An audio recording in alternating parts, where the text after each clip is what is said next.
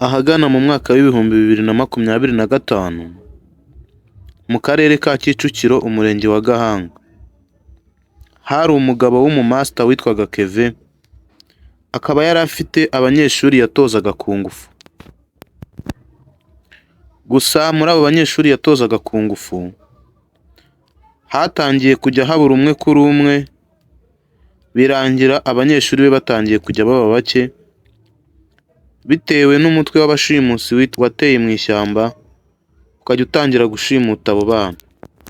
Uwo mu master yiyemeza kujya kubohoza abana be bari barafashwe.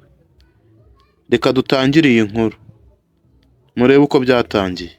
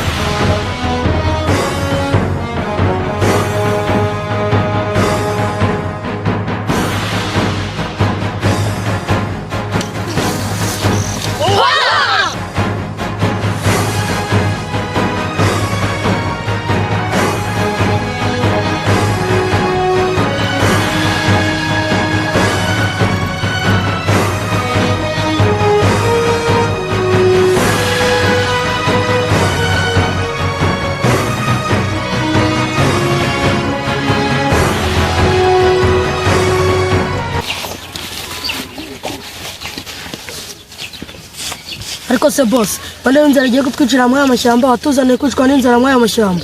Gahambirwa, kandi igifu cyawe cyakuzanye n'injye wahakuzanye.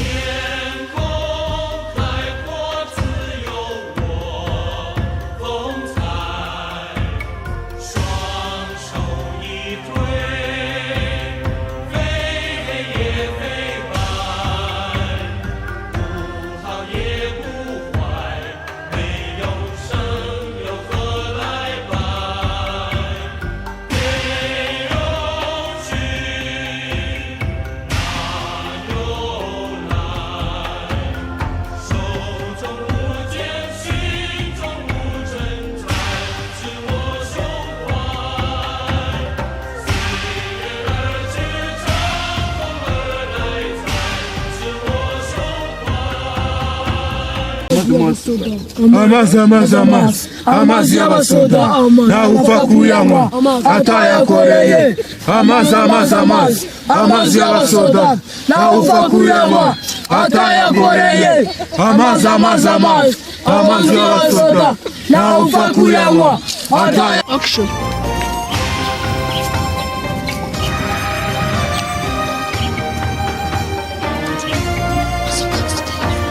ase bose ko ndeba inzara igiye kutwicira muri aya mashyamba ifitiye gahunda. mwe muhumure, hari umupangu uri gupangira bari abana batozwa na master hariya mu ishyamba. Uwo mupangu nimara kuwukora tuzabona amafaranga menshi ndetse n'ibyo kurya. mwe ntimugire ikibazo, kandi ujya kuza muri aya mashyamba niwe wizanye, ntabwo naguhamagara.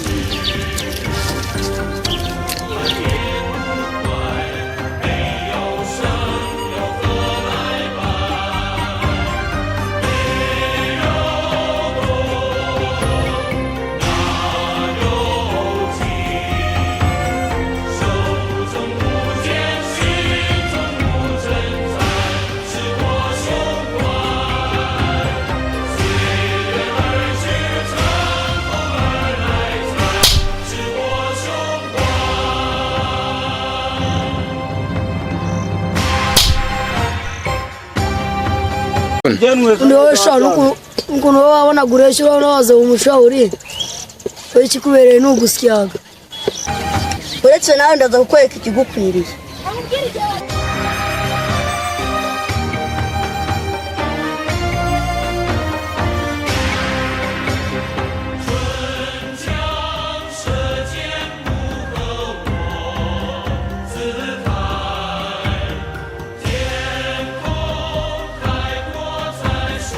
One.